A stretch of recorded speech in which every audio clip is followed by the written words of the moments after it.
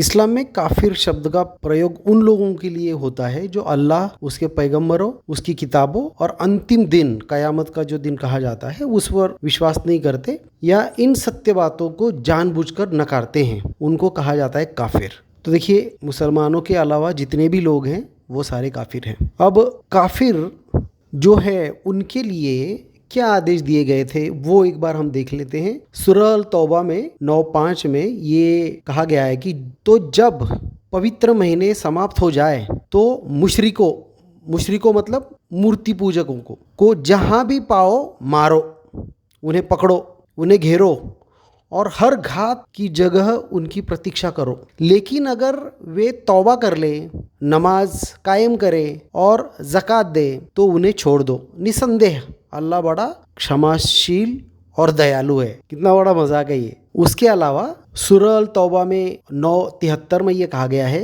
हे नबी, काफिरों और मुनाफिकों के खिलाफ जिहाद करो और उनके साथ कठोरता से पेश आओ। उनका ठिकाना जहन्नम है और वह बहुत ही बुरा ठिकाना है। इसके साथ ही सूरह अल अनफाल 8:12 में ये कहा गया है कि जब आपका रब फरिश्तों को प्रेरित कर रहा था कि मैं तुम्हारे साथ हूँ, अतः उन लोगों को दृढ़ करो जो ईमान लाए हैं। मैं काफिरों के दिलों में भय पैदा कर दूंगा, इसलिए उनकी गर्दन पर प्रहार करो और उनके उंगलियों के सिरों को काट दो।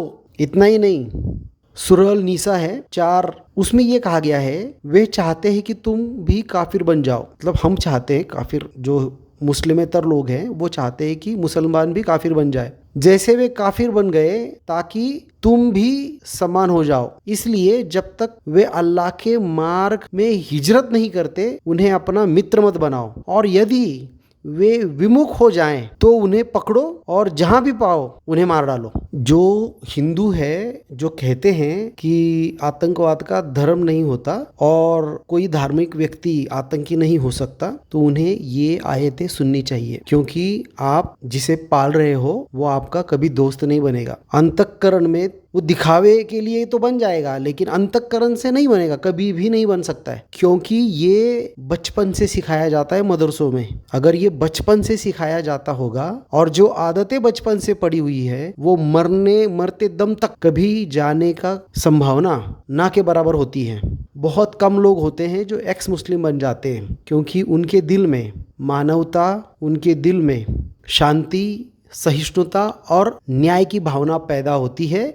वो किसी भी वजह से हो, वो एक्स मुस्लिम बन जाते हैं। तो एक्स मुस्लिमों को हिंदुओं ने और जो भी मुसलमान नहीं हैं उन्होंने संरक्षण देना चाहिए और इन्हें बढ़ावा देना चाहिए।